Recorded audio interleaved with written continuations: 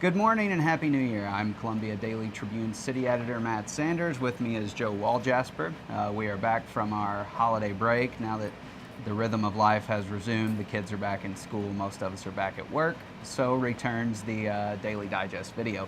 We've got a lot of news today to tell you about. Right off the top, I'll tell you about some news you can use. We have a winter weather advisory coming. The National Weather Service is expecting about 1 to 3 inches of snow to come in starting tonight into tomorrow morning, so be prepared for that. We've got some info on that on our website right now. Also, some things over the weekend that you might have missed if you were out of town or something like that. One is that we are moving to morning delivery starting next month, so that's going to change a lot for how people get their news from us. We think it'll be beneficial to our newsroom. That story was in Sunday's paper and posted online Sunday, so check that out. Also, Roger McKinney had an interesting story about the number of refugees coming into our city having gone up in the past year. That was in Saturday's paper and also posted online that day, so you might want to look at that. Joe is with me because, of course, the men's basketball team, which has had kind of a rough start to the season, is going to open SEC play tonight against LSU. So tell us a little more about that. Yeah, it's the first game of the SEC season for Missouri, and it really might be the most winnable. So important if they're going to win any SEC games, maybe tonight is the one. LSU comes in. They are 8-4, but they've lost their first SEC game, and they dismissed one of their better players last Thursday, Craig Victor. So from Missouri's side of it, I think the talk around the program the last few days is whether Missouri is going to lose any more players. Last week, Willie Jackson announced his plans to transfer, and there were some concerns that maybe Frankie Hughes would follow him out the door.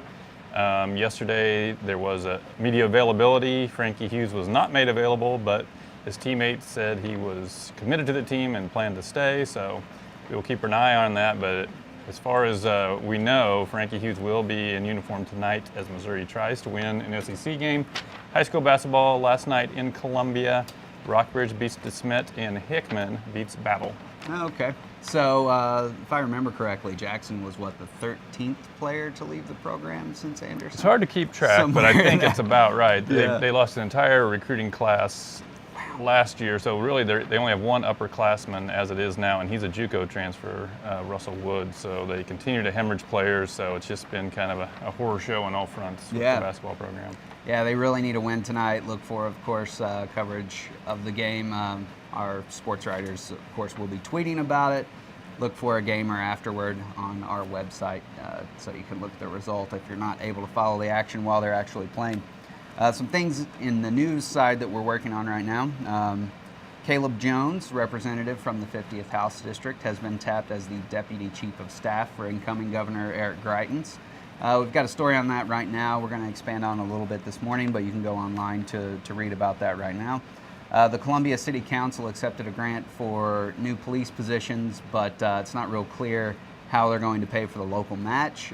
There's a story on that on our website right now that we're also looking to expand.